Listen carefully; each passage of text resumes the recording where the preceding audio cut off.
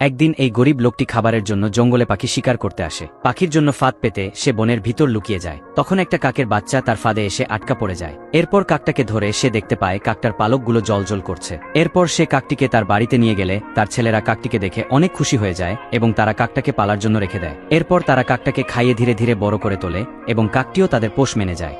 কিন্তু একদিন তাদের পাশের বাসার একটা লোক কাকটাকে জলজল করতে দেখে কাকটাকে ধরে ফেলে। তখন সে দেখতে পায় কাকের একটি ডানার নিচে লেখা আছে যে এই কাকের কলিজা খাবে সে রাজা হয়ে যাবে, আর অন্য ডানার নিচে লেখা আছে যে এই কাকের হার্ট খাবে সে প্রতিদিন তার বালিশের নিচে 3টি করে সোনার কয়েন পাবে। এটা দেখার পর লোকটির মাথায় রাজা হওয়ার বুদ্ধি আসে। তখনই সেই গরিব লোকটাও সেখানে চলে আসে এবং সেই লেখাটা দেখতে পায়, কিন্তু সে মূর্খ হওয়ার কারণে লেখাটা পড়তে পারে না, যার কারণে সে লোকটার কাছে জিজ্ঞেস করে এখানে কি লেখা আছে। তখন লোকটা বলে এখানে লেখা আছে কাকটি 2 দিন পর মারা যাবে, এর থেকে ভালো কাকটাকে এখনই জবাই করে খেয়ে ফেলি। আমার কাকের মাংস খেতে অনেক ভালো লাগে, আর তুমি যদি আমাকে এই কাকের মাংস রান্না করে খাওয়াও তাহলে আমি তোমাকে 1000টি সোনার কয়েন দিব। তখন গরিব লোকটি রান্না করার জন্য রাজি হয়ে যায়, কিন্তু তার ছেলেরা কাকটিকে রান্না করতে রাজি হচ্ছিল না। কিন্তু গরিব লোকটি লোভে পড়ে সেই কাকটা জবাই করে রান্না করতে থাকে। এরপর যখন লোকটি রান্না ঘর থেকে বের হয়ে যায় তখন তার ছেলেরা লুকিয়ে সেখানে চলে আসে। তখন তাদের মাংস দেখে লোভ লেগে যায়, তাই তারা সেখান থেকে কাকের হার্ট এবং কলিজাটা খেয়ে ফেলে। ফলে তাদের ভাগ্য পরিবর্তন হয়ে যায়। এরপর গরিব লোকটি লোভী লোকটিকে কাকের মাংস খেতে দিলে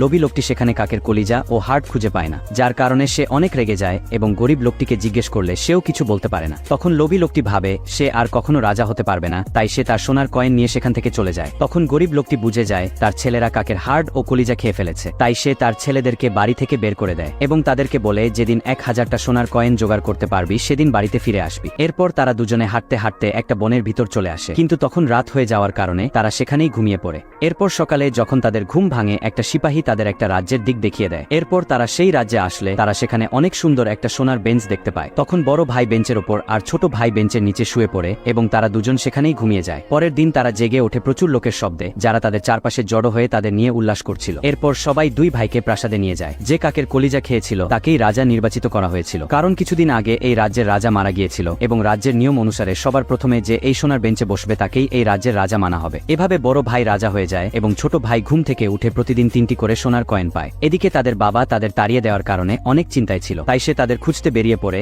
এবং হাঁটতে হাঁটতে সেই শহরে চলে আসে, কিন্তু সে গরিব হওয়ার কারণে তাকে সেখানে ভিক্ষা করতে হয়। এরপর একদিন সে প্রাসাদের কাছে ভিক্ষা করতে বসলে রাজা তাকে চিনে ফেলে এবং তারা দুজনে তাদের বাবার কাছে চলে আসে। তারা তাদের বাবাকে দেখে অনেক খুশি হয় এবং জড়িয়ে ধরে।